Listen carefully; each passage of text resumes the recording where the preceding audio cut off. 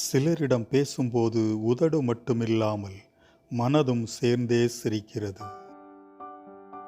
அவள் அருகில் என் இதழ்கள் பேசியதை விட என் விழிகள் பேசியதுதான் அதிகம்.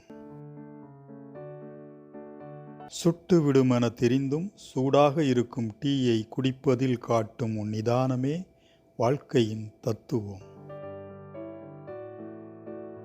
கவிதை எழுதுவதில் சிக்கல் எனக்கு, நீ அழகா தமிழ் அழகா என்று. வெற்றி பெற்றது என்னவோ நீதான், உன்னோடு சேர்ந்து தமிழும் அழகாகிறது.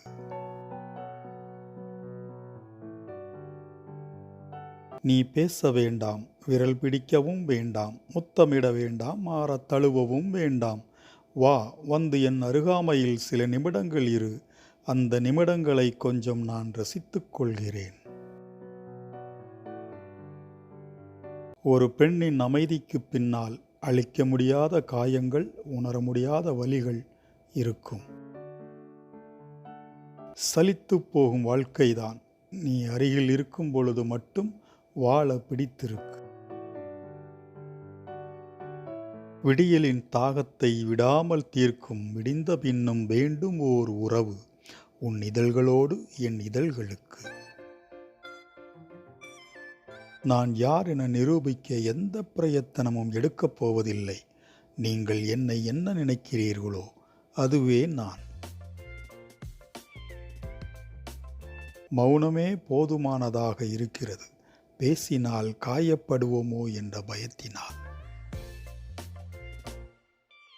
அருகதையில்லாத இடத்தில் அன்பை செலுத்திவிட்டு ஏமாந்து விட்டேன் என்று சொல்லாதே, தப்பித்து விட்டேன் என்று மகிழ்ச்சி கொள். இறுக்கமாய் ஒரு அணைப்பு, இருதயம் தொட்டு பார்க்கும்படி ஆழமாய் ஒரு முத்தம், இதைவிட பெரிதாய் என்ன கேட்டுவிடப் போகிறேன் உன்னிடத்தில். என்ன நினைத்து விடப் போகிறார்கள் என்று அலட்சியமாய்விடும் அந்த ஒரு நிமிடம்தான் பெரும் மனக்கசப்பை ஏற்படுத்திவிடும். எதுவும் அறியாமலே இப்படித்தான் இருக்குமோ என யூகிப்பதில் நம் நிம்மதி மட்டுமே கெடும்.